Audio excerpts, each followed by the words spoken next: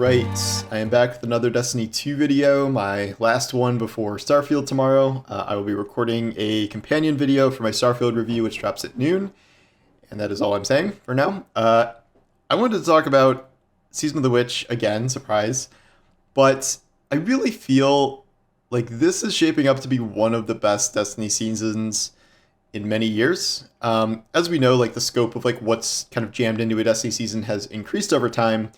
It's just that that's not necessarily always producing the results we want to see. So like I think last season's a good example where they did this thing now where they have room enough to do essentially two seasonal activities. So we have deep dives and we have what was the one on the salvage.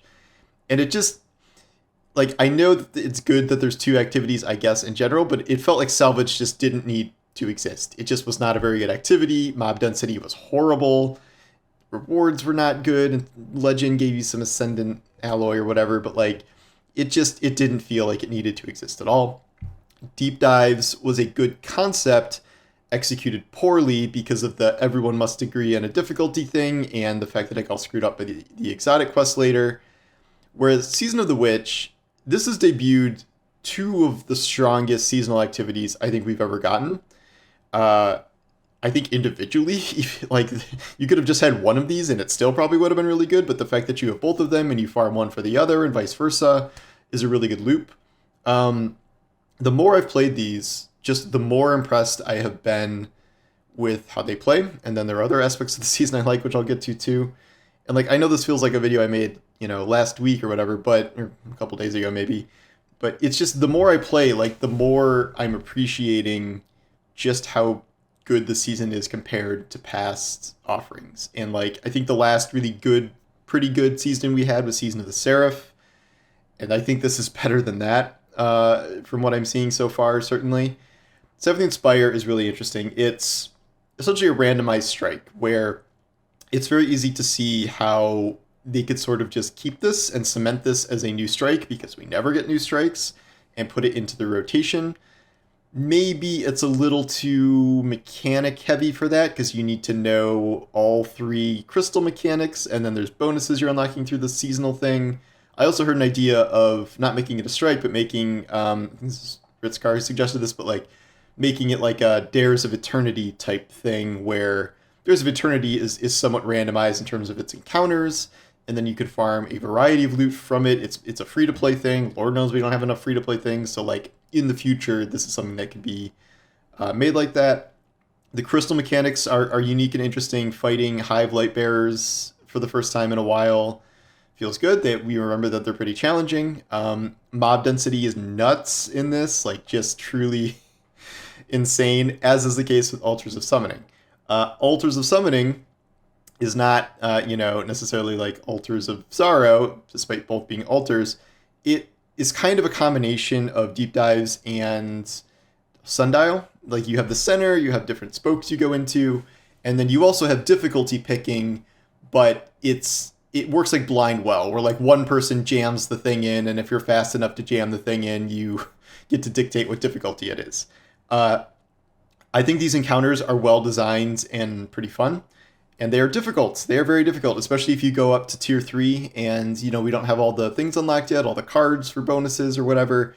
But they definitely get hard, especially when you are with randoms and everyone is having a little trouble coordinating and not being dead. But even if you fail, there's no real fail state. You're never just going to fail. Like, you'll still progress. It's just a little bit more of a slog if you fail stuff. And there's even more encounters to come that we haven't unlocked yet. There's already, at least 4 different ones and like some boss encounters, and there's hidden bosses in this. I just learned there's like the Dares of Eternity lightning round that can come up. I don't know if you like can trigger this on purpose. I don't think you can, but there were a couple of these where there was one where I had to fight a giant knight and a giant shrieker at the same time with like a clock on it. And we failed because he had to do too much damage and one of my teammates left. And there's another where it's like essentially the boss from Presage and like a lot of fun things in terms of like secret things that can pop up there. I'd say the biggest problem with Altars of Sorrow have just been the stupid modifiers so far. We had attrition last week, which is exhausting because you have no recovery most of the time. And then this week we have Grounded, where you're supposed to be hopping around the arena the whole time, and you're like dunking things and running around with stuff, and just taking way more damage in the air is very exhausting. So once we get past these really bad modifiers, I'm hoping it'll be better. I kind of hope they rethink jamming a lot of these modifiers in there, because they're not very fun. They've never been fun. Attrition is the worst, and grounded is not amazing, but it's especially not amazing here with the way the arenas are laid out. So that's why you're dying all the time, if you haven't noticed that. But both activities, really solid, really, really solid. The upgrades you get for them from the tarot card system are interesting. The Void Attunement one I got this week was you can shoot the Void crystals from far away as opposed to being in a little bubble. I don't know what the other ones are, but I assume they're very useful.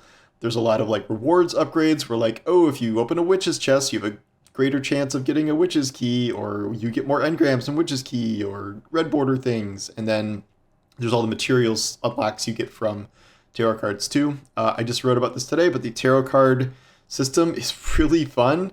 They're hidden all over the place. They drop as rewards from the activity themselves. They drop as rewards from normal activities. You can get opaque cards from pretty much anything, especially ritual activities. And it's like a little Destiny advent calendar where you stick them in the slot. You're like, oh, what's this? An Ascendant Shard. Thanks so much. Or like, what's this? Oh, it's a bonus to Crystal Destruction or Witch Keys or whatever. And then there's like the big major Arcana cards that I think you can only kind of unlock those weekly. I think those are time gated to a certain extent. And you make the deck of those.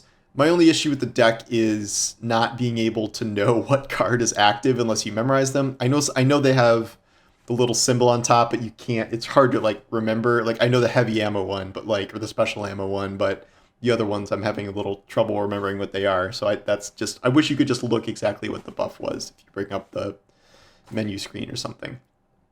Story's so good. The whole Eris thing is amazing.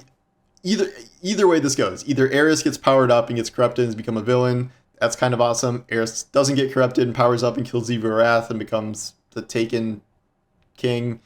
That's awesome. We're having some good individual story moments here. The Drifter showed up this week, and just when I was thinking, shouldn't the Drifter have something to say about this because it's Eris? Here's the Drifter acting like the Drifter, being like, this is rad. Like, if you make it through this, I'm here. And they're doing their little kind of love story thing. Imaru is hilarious. The funniest character I can remember in Destiny in a very long time. Just shitting all over us all the time. And he's just very funny. And the season's only in week 2. This is only the first reset.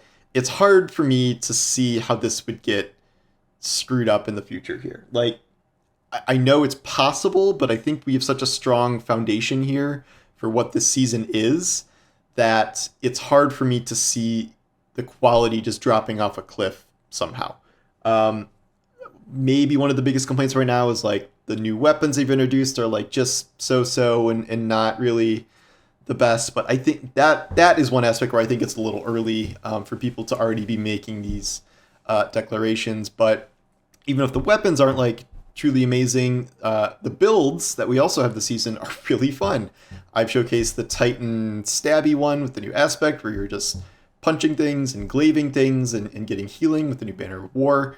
I have been using the Warlock Void Soul collection one, but then I just switched to a Warlock Threadling build, which is crazy because they just buff Threadlings an insane amount. So they're crazy good now. The Hunter build with the Arc Butterflies, which synergizes with the new Arc Exotic with the Arc Gloves. Very fun. There's just a lot of very cool builds to play around with and activities to use them in a fun way. Like if you just have some build that you think is fun, you take it to like salvage, like you're not really testing your build because that's such a joke of an activity, or like the strike playlist or like whatever, like really boring stuff. But the way these activities are formatted, like, with the mob density and the boss difficulty and like just the chaos of Spire of Savathûn and Savathûn Spire and Altars of Communion, it feels like a really great place to kind of test drive these builds. I forgot about the hand cannon buff. A lot of hand cannons feel good now too, so you can slot those into your builds as well. I am very impressed with essentially almost every aspect of this season. Like, no one has been more down in Destiny lately than me. I think they were in a really bad place. The past few seasons were not amazing. Lightfall expansion was obviously not good in many ways. But this seems like one of those instances where they've learned a lot of lessons, where they really had the resources to devote to making something really special. This doesn't always happen. Usually, there's a fair amount of misses before we get a hit, or like average seasons before we get a hit. And I don't know what the overall average of this year will turn out to be. Maybe next season will not be great because more resources were spent on the final shape or whatever. But it is looking back at the past few seasons. I think this is better than Seraph, which was the best season of last year. Then we get into like Season of the Lost, that was a really good year. Season of the one also that year with Keitel, the first Keitel season was really good. That was probably my favorite season in a really long time when Battlegrounds were introduced. They said something about how they would be introducing new activities that were like when they first started introducing Battlegrounds, and then Battlegrounds became standard. But that is what that feels like. These activities feel like the introduction of something maybe not fully new, but something that is kind of combining the best aspects of other activities, like mob density, diversity of encounters, like good rewards, interesting mechanics. Like they're combining a lot of good things into not just one, but two good activities here. And I think that's the strongest point of the season, but I think all of the stuff, tarot cards, builds, story, all of it is really coming together.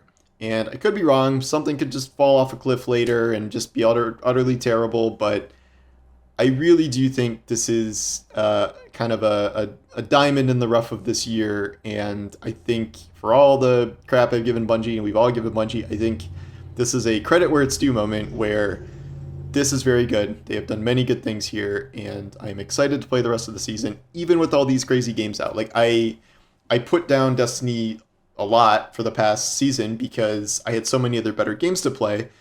And despite the fact that there still are games to play, Starfield, Spider-Man, Cyberpunk expansion, and I will be playing those, I do still really want to keep investing in the season because it's very good and I'm very much enjoying it, which is not really something I could say about Plunder.